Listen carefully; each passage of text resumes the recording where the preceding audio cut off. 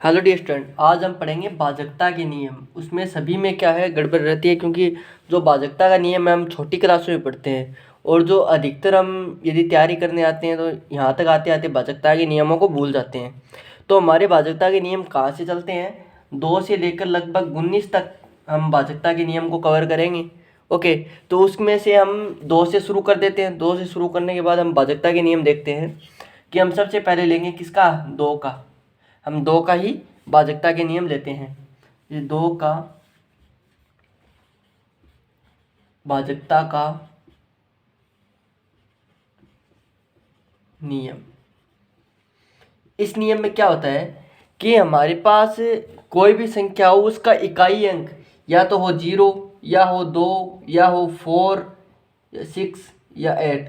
हमारे पास या 0 हो या 2 हो या 4 हो या 6 हो या 8 हो, इनमें से कौन सी भी संख्या यदि किसी भी संख्या का इकाई अंक हो तो वह 2 से क्या होगी, विभाज्य होगी। ये लगभग सभी को याद रहता है। जैसे 52,508, तो इसमें क्या है, 8 है, भाजकता मतलब इसमें 2 का भाग जाएगा। उसी प्रकार से यदि 72,882, तो इसमें क्या है, 2 है, तो इसमें क्या है, 2 का भाग जाएगा आराम से। यदि हमारे पास 3240 है तो इसमें क्या है कि 0 है, तो इसमें भी क्या है, 2 का भाग आराम से जाएगा। ओके, तो इस प्रकार से ये हमारा एक 2 का भाजकता का नियम हो गया।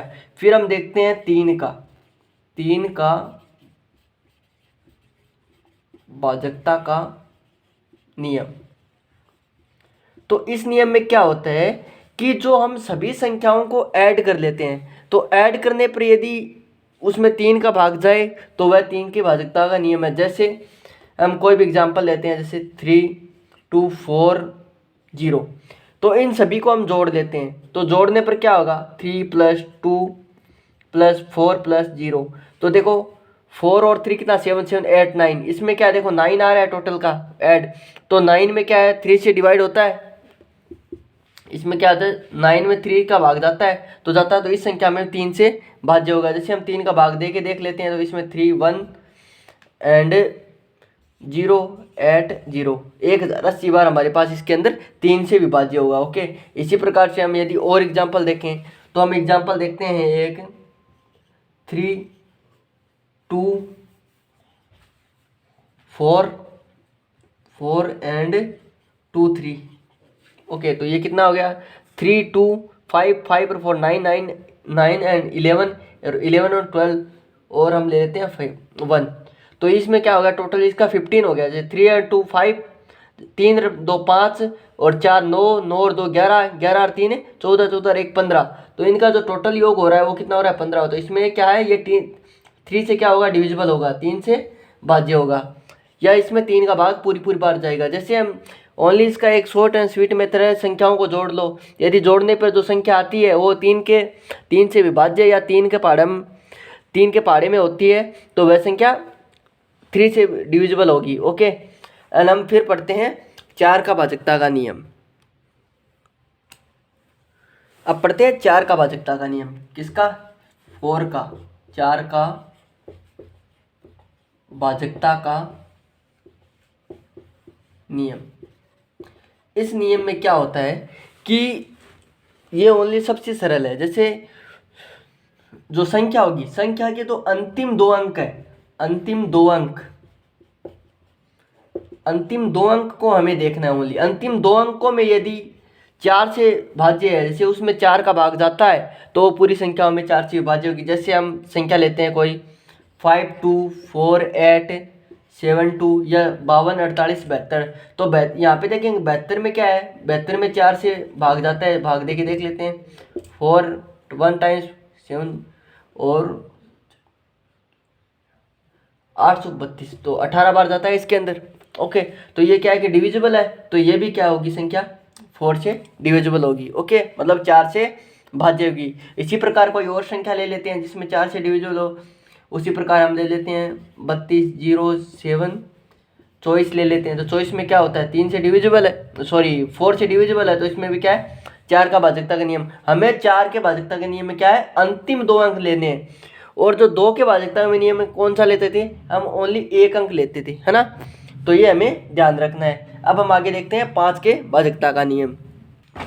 हमें 5 के भाजकता के नियम में देखेंगे तो 5 हमारे पास देखते हैं कि 5 का भाजकता का नियम सबसे सरल है और सबको आता है लगभग। तो इसमें क्या है कि 5 का भाजकता का नियम, 5 के भाजकता के नियम में क्या है कि जिसका जो इकाई अंक है, इकाई अंक क्या हो 0 या 5 हो, तो वो क्या है उस 5 से डिविजिबल होगी। तो इसके अंदर क्या करते हैं हम, यदि कोई भी ऐसी संख्या ले जैसे 30, 50, तो जिसके लास्ट में 0 या 5 आए, ओके, 35, 25 या 625, 1225 या 1300, जिसके अंत में 0 या 5 आए तो वो क्या होगी 5 से डिविजिबल होगी या 5 से भाज्य होगी। इसे 0 और 5 आए तो वह 5 से भाज्य होगी। ये सभी को लगभग पता रहता है, ओके, और ये हमने भी बताया है। और अब देखते हैं 6 के भाजकता का नियम।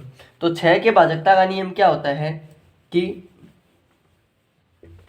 6 के भाजकता के नियम में ये होता है ओनली सरल है, क्योंकि इसमें हमें 2 और 3 का भाजकता का नियम, यदि 2 का भाजकता का नियम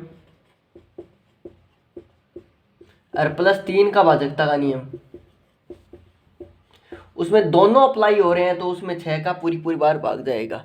जिस प्रकार हम देख लेते हैं कि 4, 5, 6, 2, 4, इसमें क्या है 4 आ रहा है तो इसमें 2 से क्या है विभाज्य होगा, भाज्य होगा, मतलब 2 का इसमें पूरी बार भाग जाएगा। अब 3 का और चेक कर लेते हैं, 4 + 5 + 6 + 2 + 4, तो कितना हो जाता है हमारे पास 9, 9 और 15, 15, 17, 17 और 4 कितने होते हैं हमारे पास 21 हो जाते हैं, ओके। मतलब 4, 5, 9, 9 और 6, 15, 15, 2, 17, 17, 4, 21, तो 21 में क्या होता है 3 का भाग जाता है, मतलब इसमें 3 का और 2 का दोनों भागदार है, तो इसका मतलब 6 से भी क्या होगा भाज्य होगा।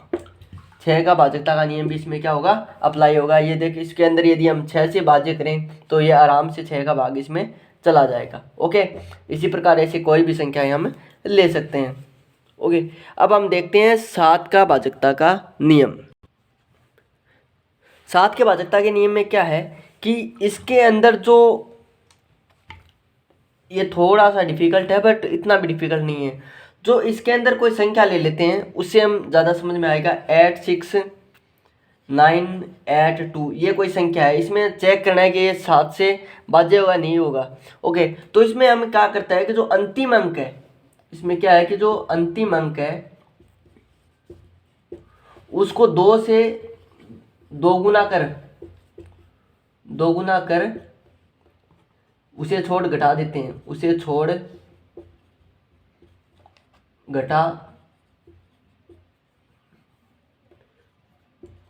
घटा देते हैं।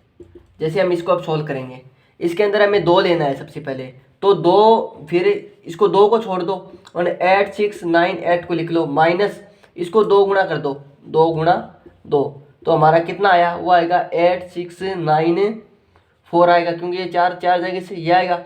फिर दोबारा हमें ये इकाई का अंक लेना है, इसको दुगुना कर दो और बाकी संख्या यहाँ पे लिख दो, तो 8, 6, 9 माइनस 2 गुणा 4, तो ये 8, 8 इसके अंदर से जाएगा तो कितना हो जाएगा 8, 6, 1।